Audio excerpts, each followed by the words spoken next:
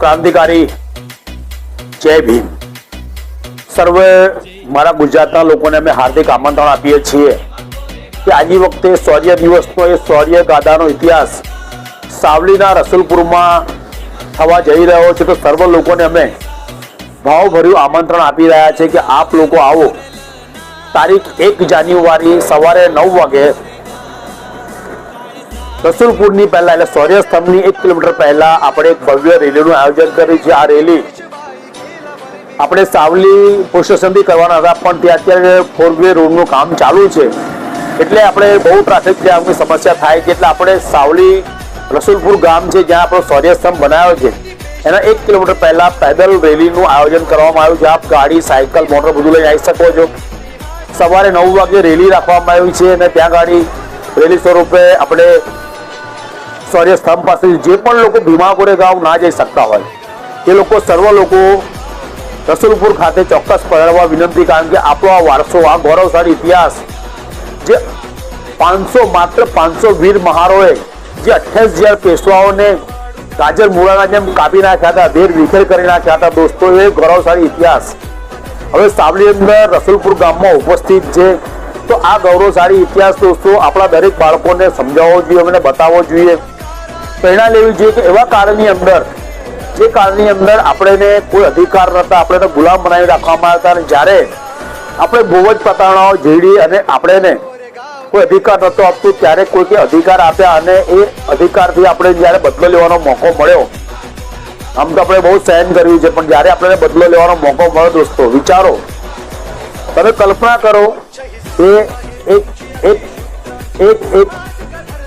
1818 ની અંદર જ્યારે કડકડતી ઠંડીની અંદર પેશવાઓ ધ્રુજતા હતા, ઠંડીથી ધ્રુજતા હતા અને સામે ઉભા 500 વીર મહારોનું ખૂન તેલમાં કેવું તેલ ઉગડે એવું એ લોકોનું ખૂન ઉગડતું હતું કે અમે ઘરે જ્યાં પણ છીણી નાખીએ, કાપી નાખીએ.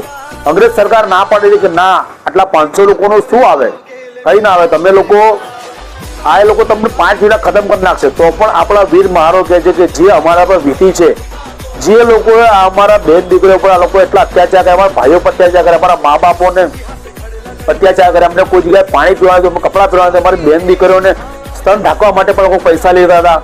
હવે એટલા દુરાચારી લોકો આજે અમારી સામે છે. જ્યારે આજે અમારા હાથમાં હથિયાર છે અને આજે એનો બદલો લેવાનો મોકો મળે છે, તો આ મોકો અમને ફરીથી નહીં મળે. ભલે અમારા પ્રાણ જાય, પણ હવે અમે બતાવી દઈશું કે અમે પણ શું છીએ. આ દેશ આટલા વર્ષોથી તમે ગુલામ રાખાયનું કારણ બધું તમે અમને ગુલામ બનાવી દીધા.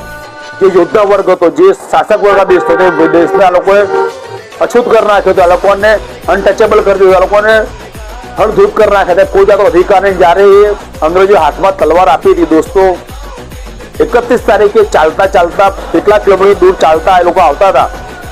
હવે પૂનાથી ભીમા કોરેગાંવ સુધી ચાલતા ચાલતા આવતા હતા અને ત્યાંથી આ વચ્ચે જે ભીમા કોરેગાંવ છે ત્યાં આ બંને સૈન્ય આમને સામને એક બાજુ 28,000 લોકો છે, એક બાજુ 500 છે. અંગ્રેજોને ખબર છે કે 500 નો 28 સામે શું આવે. 28,000 તો બોલવા પણ બહુ મોટું લાગે છે, 500 માત્ર દેખાય છે. તો અંગ્રેજો ના પડે, પણ આ આપણા શૌર્ય વીર્ય લોકો, શૌર્ય વીર્યવાન લોકો કે ના, અંગ્રેજોને ઘણા સમજ્યા પછી અંગ્રેજો કે કઈ વાંધો નહીં, તમારી ઈચ્છા તમે લડી શકો છો.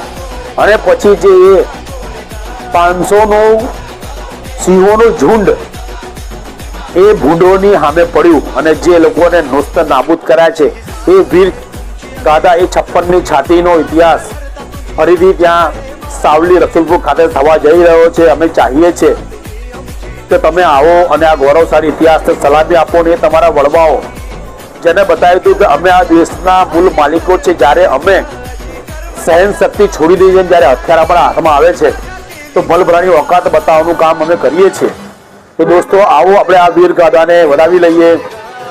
તારીખ 1/1/2026 રોજ સવારે 10 વાગે સાવલી રસુલપુરથી રેલી શરૂ થઈ જશે. તો આપ સર્વ લોકોને અમે આમંત્રણ આપીએ છીએ. જય ભીમ, જય સંવિધાન, જય મૂલ્યવાસી. હું મૂલ્યવાસી રાજેશ રાઠોડ, સંકલ્પ અગ્રવાદા ભીમ આર્મી ગુજરાત.